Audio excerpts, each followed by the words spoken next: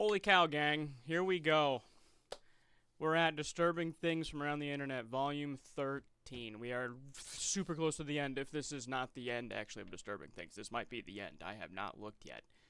But if I post something that isn't Disturbing Things, then you will know that we are at the end. This will also be in my playlist. I have a playlist of all of the videos that I have watched or reacted to recently. They're in a playlist like my reaction videos or something like that. You can watch all of them from 1 all the way up to here. Also, special announcement, I'm going to be doing something solo out in the real world with cameras and stuff. I'm going to be doing that solo here in a little bit. It's winter time, it's a little bit cold, but I don't care, we're going to do it anyway. It's going to be fun. I'm probably going to get the crap scared out of me. It is what it is, but hey, this is all for entertainment purposes, and to keep you guys hooked into the freaky world that we live in. So anyway, let's get on to Disturbing Things Around the Internet, Volume 13. Here we go.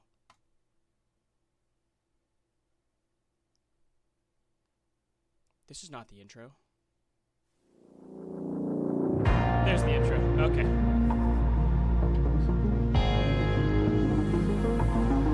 Woo.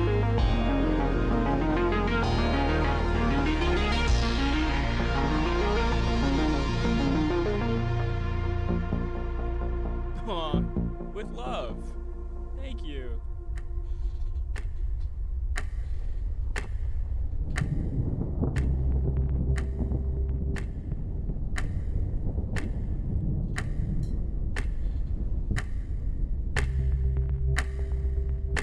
Autophobia. All right.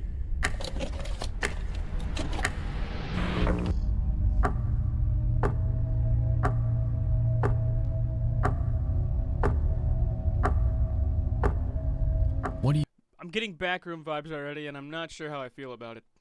You do when you find yourself staring into a space. Empty, yet terrifying.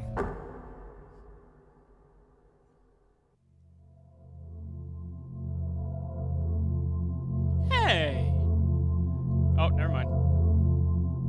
That's bad. It's a phenomenon that's gained widespread attention in the past couple years due to the nature Liminal spaces. of our ever-evolving world. Things are changing, closing, being forgotten. That looks like fun. And in their wake are derelict spaces that evoke a nostalgic comfort. Terrifying. Yet our brains seem to strangely Amazing World of Gumball! Huh? reject them. We feel like we've been there. We associate memories with images that we've never before seen. And for some reason, we become stuck in this trance of eerie fascination. This sensation is caused by liminality, a term deriving from the word liminal, meaning something that's occupying a position at, or on both sides of, a boundary or threshold. Something that is within transition. With widespread interest catalyzed by subreddits, forums, and social media, the internet has served as a vehicle for sharing pictures of liminal spaces with others. This has effectively paved the path for various forms of media and online storytelling to capitalize on it, resulting in a myriad of personal stories, creepypastas, and indie games to play on the uncanniness that comes with them. See, I've seen that game before. Contrary to this relatively recent rise in online popularity though, liminal spaces are nothing new. In fact, the concept of liminality has always existed among us. We've just never really noticed it.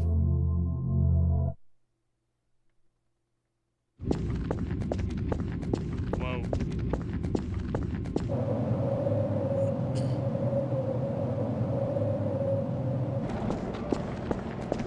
Chicago.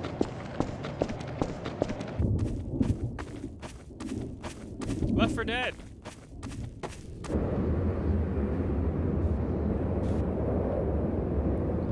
What is it about source Roller Coaster Tycoon. maps that unnerve us?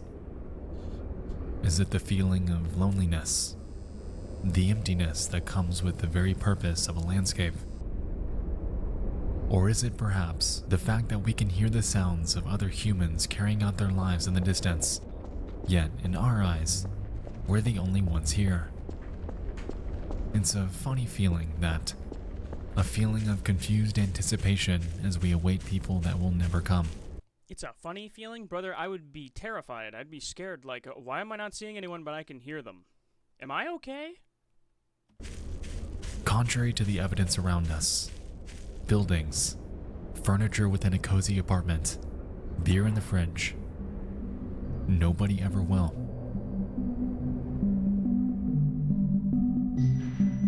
Throughout the late 90s and into the 2000s, video games were playing on the trope of liminal spaces without even knowing it. Garry's Mod and Silent Hill are two that come to mind immediately, and while Gmod was more of an accidental case, Silent Hill was a bit more on the nose. Everything about it is interwoven with the very fabric of what makes liminal spaces so creepy to us. Isolation is always the forefront, with the player being left to explore a town that is years past its time. Hospitals, foggy streets, a theme park, a subway system, and even an apartment that you're unable to leave. Every single game is stuck in a bizarre state of transition. Nothing is bustling and alive anymore, but you sure as hell aren't in this place alone.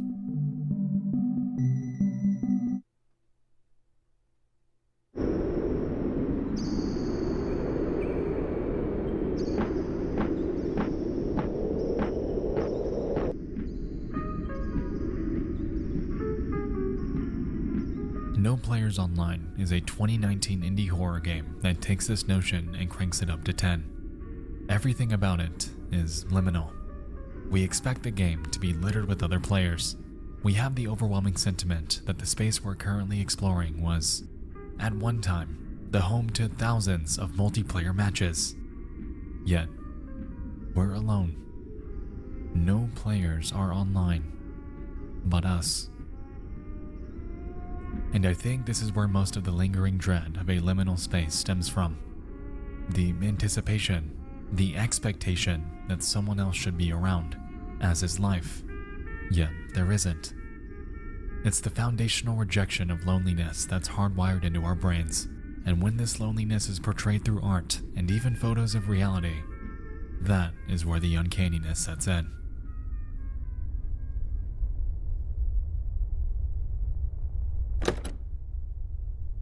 You know, autophobia is something inexplicably and terrifyingly unique, and you never really know it until you're in it. At school after hours, at a hotel pool when no one's around, the very last one in a shopping mall. There are so many cases for situations like this, and the beauty of the internet is that we're able to share pictures and stories of spaces that terrify us together. Whether it's through gaming or reality, liminal spaces and their play on our natural fear of loneliness are terrifying, and regardless if we ever figure out why they're so eerie, it's irrefutable that they'll always persist in the dark depths of the internet. There's something of a reminder, a memento, a lens into a world that is and will always be nothing but a burning, fading, and ever so distant memory.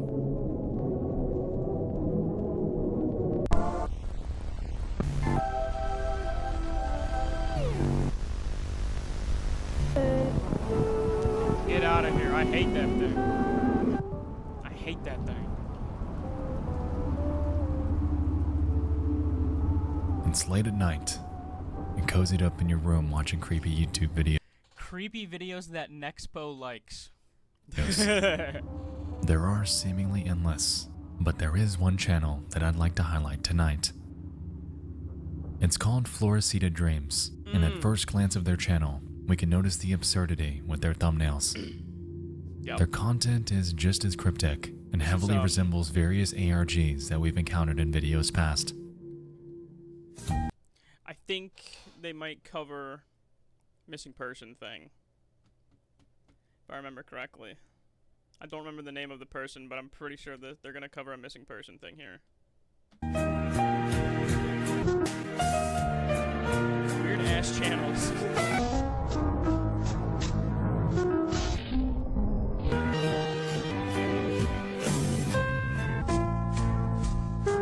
What was that? It's in Spanish, but that doesn't discount how strange it is.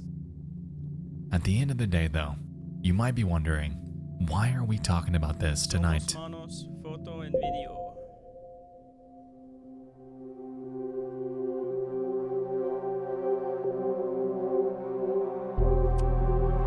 That's a lot. In the midst of scouring for topics to cover, I was sent an email by a person named Joshua.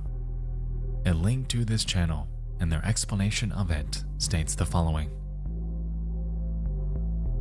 After Spanish cartoons broadcasted in Mexico, there used to be a PSA showing missing people with their pictures and info on their last known whereabouts. There it is. One girl that showed up consistently was named Celine Delgado, and her only picture was of very poor quality, eerie, and her features were very vague. The actual video's in Spanish, but from what I understand, they suggest that she doesn't actually exist and was artificially made specifically to appear unsettling so people would better remember the broadcast. So, if I remember correctly, she's just an amalgamation of like different people that don't exist, and it was just put together. I think. I'm pretty sure if I remember correctly. I'm fairly certain that's what it is, though. Interesting. The video in question was uploaded on September 2nd of this year and is titled Cinética del Patrón, Celine Delgado. Let's have a look.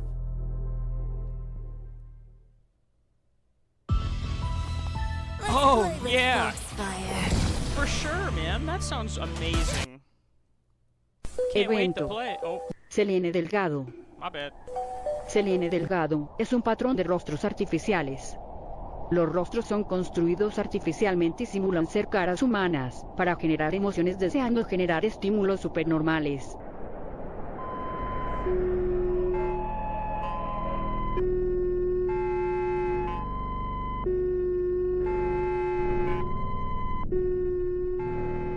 What the?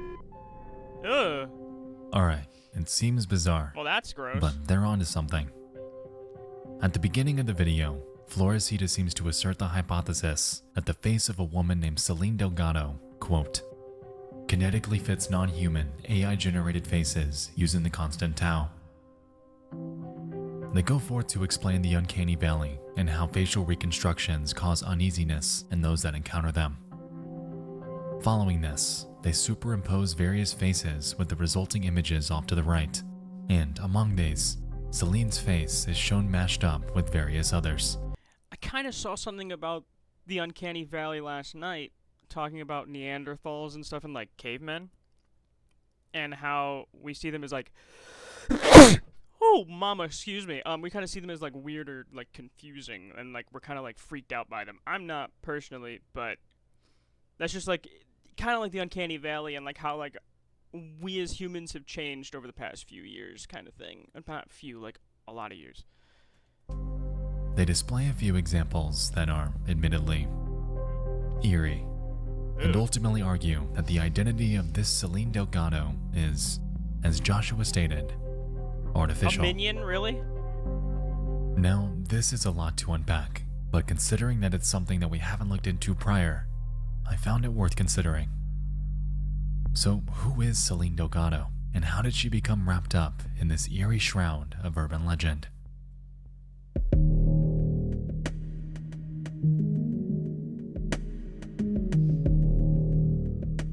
Throughout the 1990s, there was a TV segment run on Channel 5 in Mexico named Servicio de la Comunidad, or Channel 5 Community Service. As Joshua stated, it was a TV spot that ran between children's cartoons in hopes of spreading the word about various missing persons. The segments, contrary to what we're going to discuss later tonight, actually contain voiceovers giving various details and last locations of missing persons, and at first glance, these are mostly tame. When you really look into it though, the eerie nature of these TV spots stems from when you consider how Channel 5 handled the case of just one person, Celine Delgado. Over the years, her face would reportedly pop up in nearly every Servicio de la Comunidad segment, utilizing this exact same low-quality photo. There were times where they give a bit of background info about her, like the fact that she went missing on April 22nd and was just 18 years old. Selene Delgado López, de 18 años, se extravió el 22 de abril en la delegación Álvaro Obregón.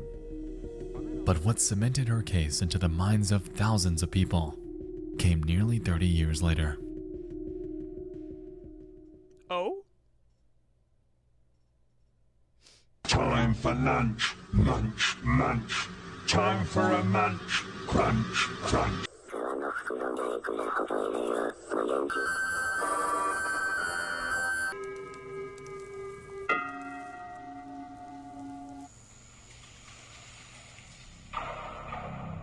It goes without saying that the videos you're currently viewing are very obviously works of fiction. Yeah.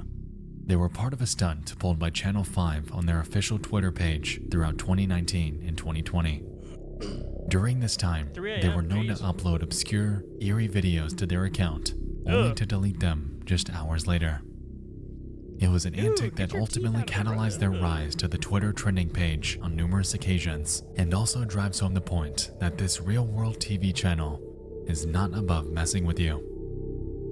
In the midst of these posts, though, came one that involved a familiar name. This one. Posted after midnight on the 20th of February 2020, we can clearly make out the name Celine. Yeah. Given that she was what many presumed to be an actual missing person that was constantly broadcasted on a kids channel over the span of years, it gave birth to a new sort of urban legend that the Floresita Dreams channel was entertaining. The hypothesis that this person is potentially not real. The major argument stems from her missing photo. Many have stated online that it appears common, basic, and fake. This, combined with the lack of any online record that has ever been found about her, has led to a breeding ground of online hearsay, creepypastas, and hoax videos to command the conversation about her.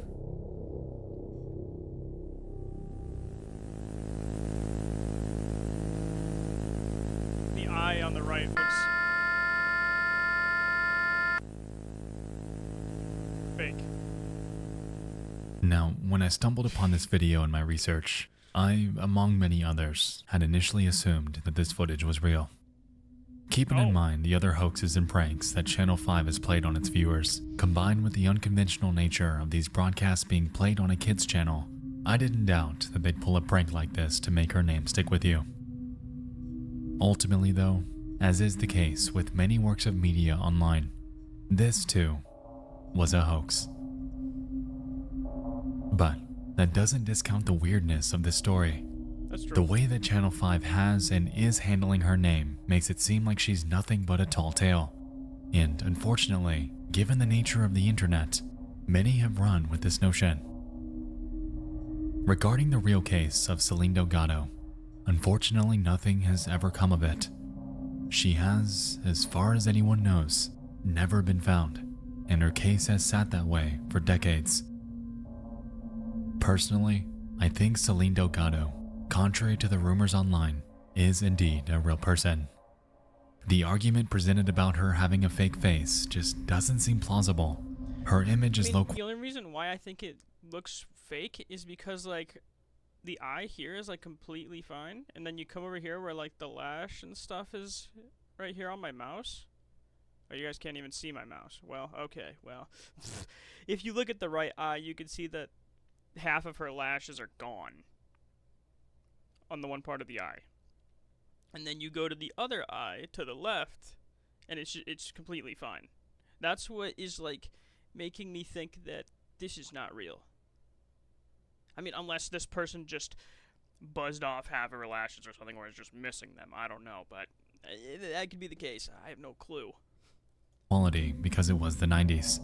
Her record likely did exist, but was never digitized. The uncanniness of this image would be exponentially higher if this actually were fake, and it just doesn't make sense for a channel to slip a random fake person in their broadcast that would most likely never have been noticed back then.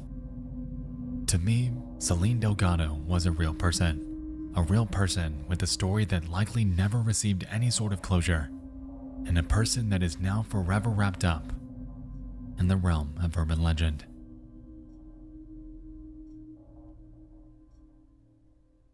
But, of course, that's just my conjecture. More emergency alerts? Oh, jeez. Superstore.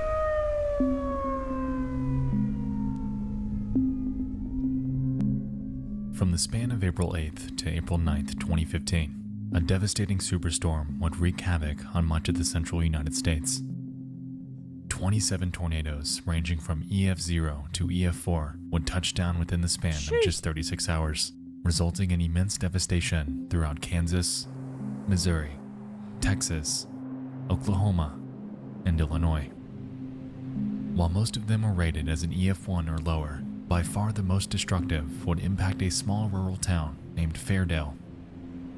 Reaching wind speeds of up to 200 miles per hour, this 41-minute storm surge would ultimately become infamous as one of the worst natural disasters to impact the region in nearly 25 years. Jeez.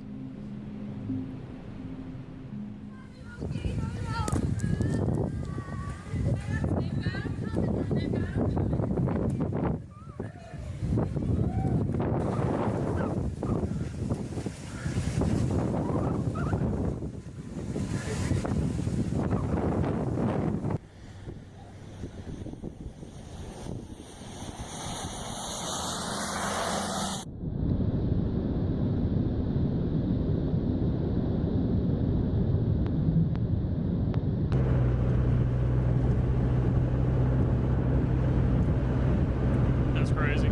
You're driving right into it, dude.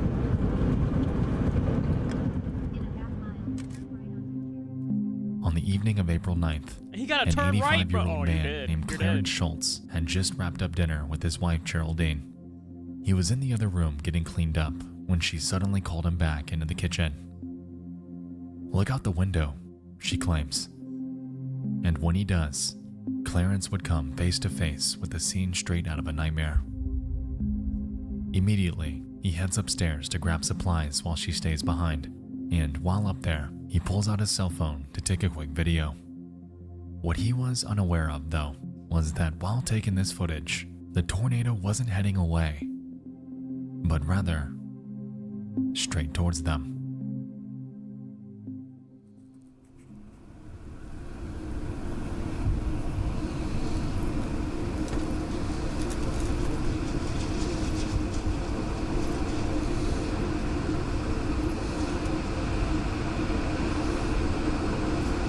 Wow. Yeah, here it comes.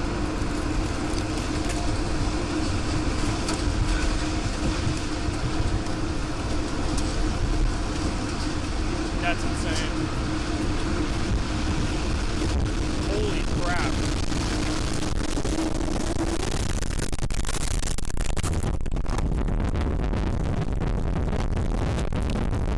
He did not move once until now.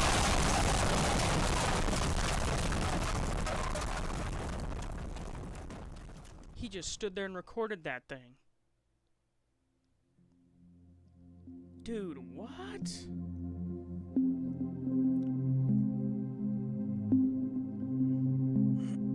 Clarence Schultz didn't make it back to his wife, but thankfully, he did make it out of this alive. Geraldine, however, wasn't quite so lucky. In the moments following the video, You're telling me someone who did not take shelter and just recorded this tornado is right there and alive, but the person who was seeking shelter died? What? the storm destroyed the Schultz home, and Clarence resultingly found himself caught in a pile of rubble. All of a sudden, it kind of got quiet, he recalls. I asked myself, are you dead? No, you can't hurt when you're dead. And I hurt. Geraldine Schultz was one of 2 deaths and 11 injuries that were caused by the events from April 9th. The other, their neighbor and longtime friend named Jacqueline Cloza. Cloza reportedly had a massive fear of spiders, which her daughter claims is why she didn't seek refuge in her own basement. Oh, In total, jeez. over $19 million in damages were reported, and the aftermath footage embodies the devastation that was left behind. Thankfully, a storm of this magnitude hasn't struck the area since then, and after a grueling, years-long recovery effort, life in Fairdale is mostly back to normal today. For the residents of this small town, That means that she feared a spider biting her more than she feared a tornado swooping her up and just doing its thing. Man, I can't whistle, but jeez. That's crazy. I'll be fine. I just don't want to go see that spider in my basement. Jeez. though, the scars from that night will remain everlasting. While the incident in Fairdale is just one of hundreds of natural disasters that have happened over the years, the resident stories and the media that accompany them paint a picture that is humbling. It takes you there, in a way, conveying the tragedy that nobody could have predicted. Today, Fairdale stands strong. They are a community that banded together, and while a similar storm hasn't happened since then, they remain vigilant in case something like this ever happens again. That's crazy. I couldn't imagine just sitting there and recording that, dude. And still coming out alive.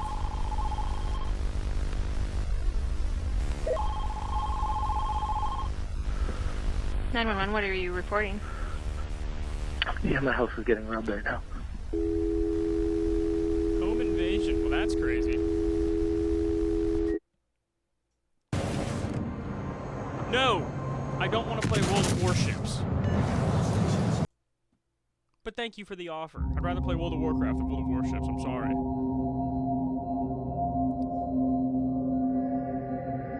On December 1st, 2019, in Michigan, a man named Christopher Neal, his wife Haley Coe, and their 2-year-old daughter Charlotte were watching TV at home.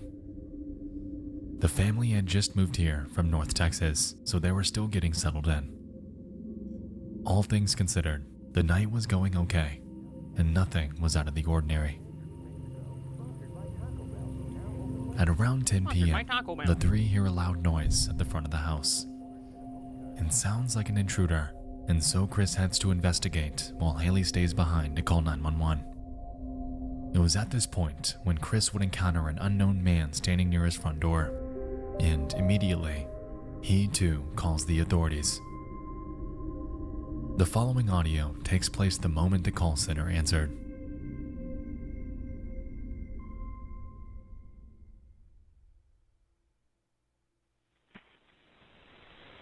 What is the location of your emergency? Yes, there's a man in my house right now. What is, hold on, stop for a second. Whoa, there's a man in my house. I need you to give me your address first. 6300 Proctor Avenue. Is that a house or an apartment? House at the end of the street. Why are you in my house, bro? Tell me when you talk to him. You don't get speakerphone. Why are you in my house, though? Sir, how many other people are in your house? It's me, my wife, and our daughter. How old is your daughter? She's 2. 2? Okay. Do you have any idea who he is? We do no. Let my wife talk. Okay. I'm not gonna harm you guys. All right, I promise. Shake my hand. 140 Jones. You can go. I'm not gonna harm you. Where is William at right now? He's standing next to me in my hallway. Okay, are we still on speakerphone? We still are. He's right here. Okay. William! Yes, ma'am. William, okay. Can Christopher and his wife and daughter step outside? No. Yeah, What? I'm not. Ma'am, What? they're safe. They're safe? They're safe. They're not right here with me. What are you doing in their house? I told you there. Shots fired. Where were shots fired at? Going on Old 37 or Old Kentucky. I'm in about. What's that? Stop right here with me, man. No, I ain't going You're anywhere. going there with me, man. Bro, Turn right now, please. William! Turn right now. William! Yes, ma'am. What are you trying to have them do? He's coming in the room with me. That's it. Why is he going in the room with you? why are you locking that door? Don't lock that door, bro. You all right, man? I just gave you my word, man. You straight. I get what you're saying, but you got 2 guns, bro. You're safe. You got 2 guns? How time to play crazy, man? I'm not doing anything. William! Get in my house, man. I'm sorry, man. William, listen to me. Why did you get here in the first place? William, can you listen to me? Yes, ma'am. I need you to put those guns down.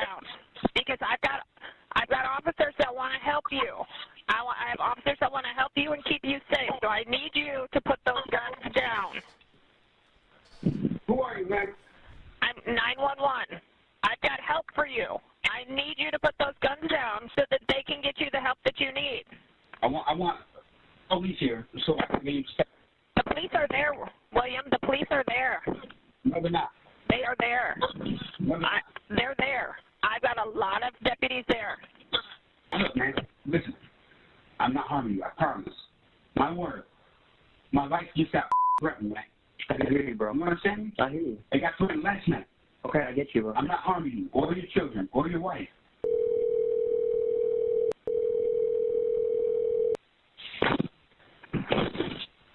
William. Yes. Hey, this is Joe from the Sheriff's Department. How are you, man? Tried your bad underneath the door. Don't come through that door. Okay. His whole demeanor just changed. We're not going to come through the door, man, but I just want to talk to you and find out what's going on. Don't come through that door. Slide your bad underneath that door, man. Well, I'm not even up by the door, man. I'm outside the house. Way outside the house. Stop playing games with me, man. What's got you all worked up today, man?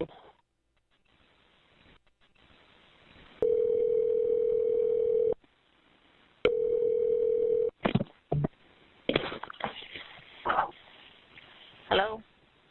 Hello? Is this Christopher? No. Christopher's dead.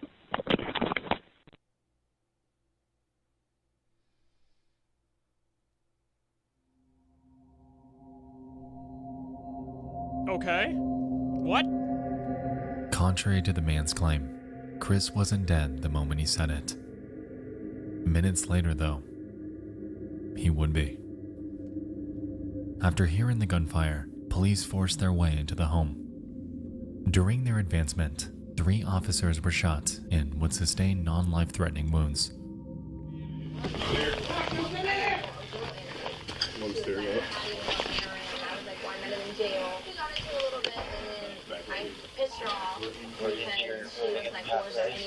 Hey, what's your name, man? Hey, this is Joe out here, okay? Man, we don't want anything bad to happen. We're not gonna hurt you. Listen to me, please. Go home. Slide your bag before you reach the door. Say that again, man? Once they charged towards the bedroom that Jones was hiding out in, they'd encounter Neil lying on the floor with the bedroom window ajar. Outside of it was Jones trying to flee. However, his efforts were in vain. Shit's crazy, dude. What the fuck? William Jones ultimately faced 19 felony charges and was accused of killing Christopher Neal and wounding 3 officers. He was reportedly well known in surrounding counties as a thief and home invader, and astonishingly, just 5 days prior to the murder, he was released from jail after serving time for a previous offense. During his arraignment, his defense attorney maintained his innocence, claiming that Jones was running from an attacker that night and ultimately sought refuge in the Neal home. I think the 911 audio speaks for itself. However, it'll ultimately be up to a jury in his eventual trial. Since the incident, Haley Coe has given birth to the couple's second child and is now raising them alone. Wow. With this, their oldest daughter will be forever scarred by the loss of her dad that night, and their youngest will never know him. Christopher Neal died protecting his family from a lifelong criminal, and no matter if Jones is sentenced to life in prison with justice served, the Neal family will forever have to live on without a husband and without a father. That's sad. That's really fucking sad. Jeez. Coverage of a missing persons investigation is Not a whole lot to go on, and that is why we need... Number 5, missing. Saturday evening, 1989. Central and North America are recovering from a recent Category 5 hurricane. United States President-elect George H.W. Bush is preparing to swear in as the 41st president with just under a week to go.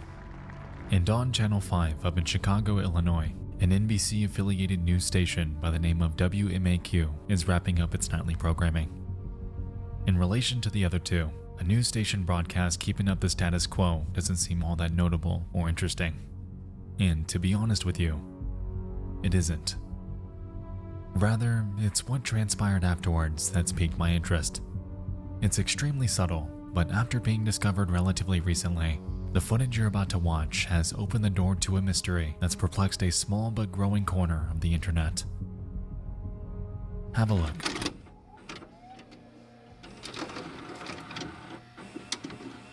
This is WMAQ-TV, Channel 5, NBC Television in Chicago. We now leave the air and wish you a pleasant good morning.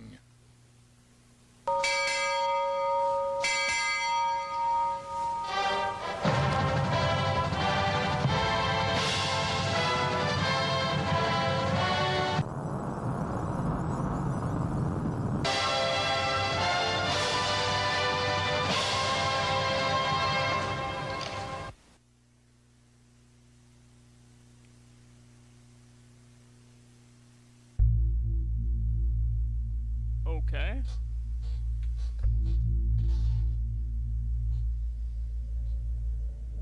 It's a rarity that something as simple as a missing notice can fill me with such uneasiness. And I think it's because this TV spot is so obscure. This image is incredibly low quality, and there's effectively nothing to complement it. No height, weight, or age. No information about where they were last seen. No family contacts. No investigative progress reports. No voiceover to fill you in. Absolutely nothing. This just exists as a late-night post-broadcast info screen shown at a time when most viewers likely directed their attention elsewhere. All we're left with is the name Joanna Lopez, a poorly lit photo of her face, and a now defunct phone number that's been found to lead to the youth division of the Chicago Police Department. Something about the way this was presented just seems off. Yeah. And considering the current online discourse about it, I'm not alone in feeling this way. Don't just take classes, take charge. Start your comeback today at purdueglobal.edu. I thought I knew what therapy was until I found the right therapist. And let me tell you. Okay, cool. Well, skip.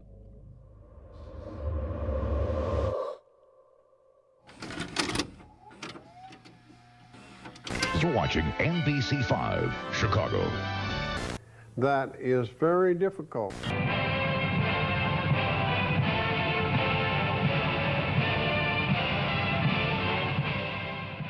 2 years later, in 1991, WMAQ would once again wrap up their nightly broadcast.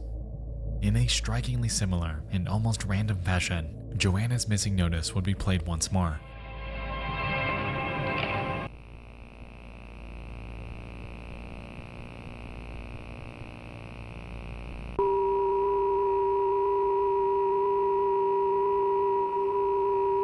Considering the blink and you'll miss it nature of the notice this time, it too fell on deaf ears.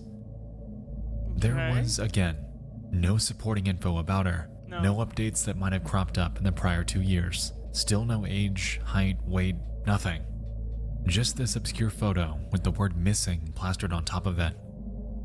Given how long it was since the last update, combined with the implied lack of any progress in the search, it was beginning to seem that the chances of finding Joanna were dwindling as the days went by. And to date, not a single other update had ever come of this.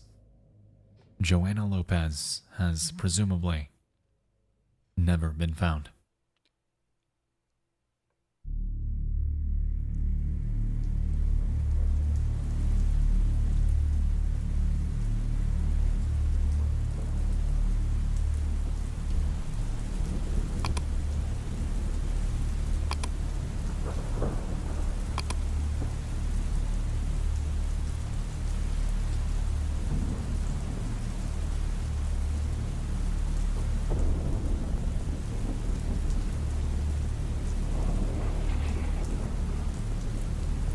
Until this year. In late 2020 and into 2021, Joanna's mysterious missing notice would finally be shared to Reddit. 2 posts are known to have spearheaded the conversation, one by a Luke Inspire and another by a Chris Polygon. While Luke Inspires came first, I wanted to focus on Chris's as this one prompted the most discussion. Simply titled, The Very Obscure Disappearance of Joanna Lopez. Their post in Unresolved Mysteries outlines most of what we've already touched on so far. They go forth to claim that they have looked through various missing persons resources, however have found absolutely no information about her. Considering this is a subreddit devoted to discussing the unsolved, others quickly chimed in with theories on what they think might have happened. I think she was a runaway and was found pretty quick. Maybe she ran away again in 1991 and they used the same picture. 1989 and 1991 are not that far apart, and if she was in foster care, I doubt they had up-to-date pictures of her. Such a strange case. Wow, this one is strange. I found the number listed here as the Youth Division of the Chicago Police Department. So on the face of it, the number is in fact legit. I don't have the guts to call it, but it's there. Sounds like she escaped some kind of juvenile detention or probation. If it weren't for the reappearance of the photo 2 years later, I'd be inclined to believe that's exactly what happened. But then she was found and returned with her case never having a chance to escalate to federal involvement. The fact that it aired again in 1991, however, makes me think she was never found. And in the pre-internet days, her case simply slipped through the cracks. I hope I'm wrong. Throughout all of these though, one comment stood out among the others. Posted by a proud evening star. They claim the following. Came across this post late last night and it creeped me out so much that I couldn't sleep for a while. It really is so sad to think that a person can slip through the cracks like that and seemingly vanish altogether. I've been scouring the Doe network for unidentified Jane Does in and around the Chicago area all morning, and the only possible case I could find is from 1994, here. I really hope we can find closure on this. My heart breaks for her. Interesting. Heading to that link presents us with a Jane Doe, 276 UFIL. She was found deceased in an alleyway, naked from the waist down. It goes without saying that our working evidence is tenuous. However, lining up this photo with that of Joanna Lopez, while considering the time and location in which she was found, postulating that this woman is Joanna isn't out of the realm of possibility. I've done some digging on various missing persons from around the time period and have also come up short with results. There are quite a few from around Illinois. However, their dates of discovery don't quite line up with the two missing broadcasts. It seems to me that Proud Evening Star has found the most plausible visual match out of nearly all the 1990s Jane Does from the area. But even this leaves us with much to be desired.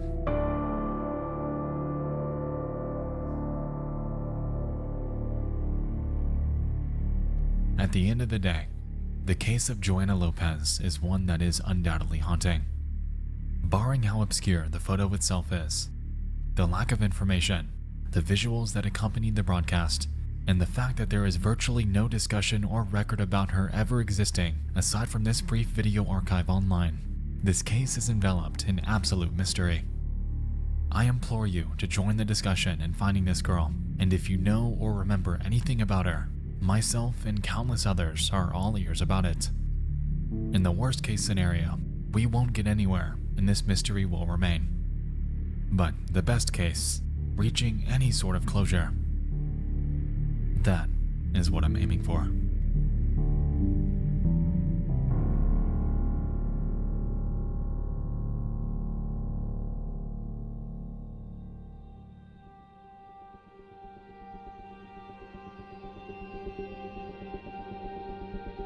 The internet harbors a vast abyss of content that is perplexing, intriguing, and immensely haunting. That's a true. Community thriving off sharing derelict areas around the world. An internet urban legend that engulfed the name of someone who has never been found. An unforeseen natural disaster that wreaked havoc on a community. A 911 call in the midst of a home invasion. And a missing persons broadcast that never found a resolution. Thank you so much for tuning in to this special Halloween edition of Disturbing Things from Around the Internet. I hope you all enjoyed this, and if you have any eerie discoveries that you'd like to share for a future installment, feel free to fill out my new tip line or shoot me an email at dtfaisubmissions@gmail.com. Once again, Thanks so much for watching. I'll see you in the next one. I love you all. And happy Halloween.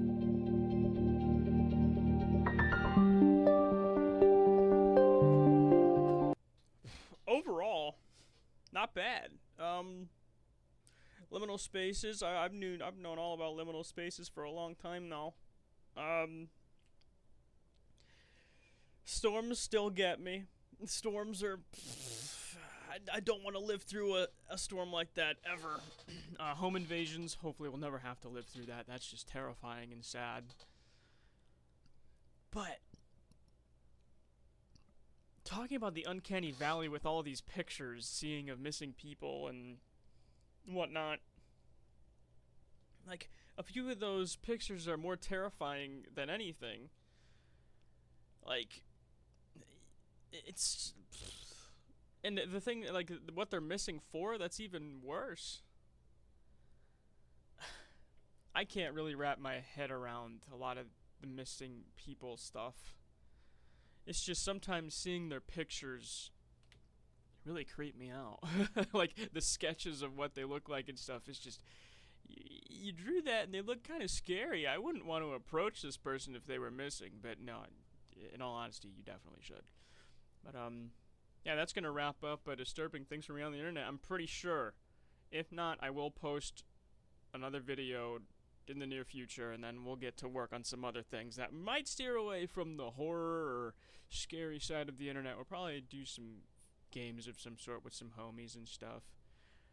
Or I might just debate on certain things with stuff that's happening on the internet. Anyways, that's that was that. So I will catch you guys in the next video. Peace.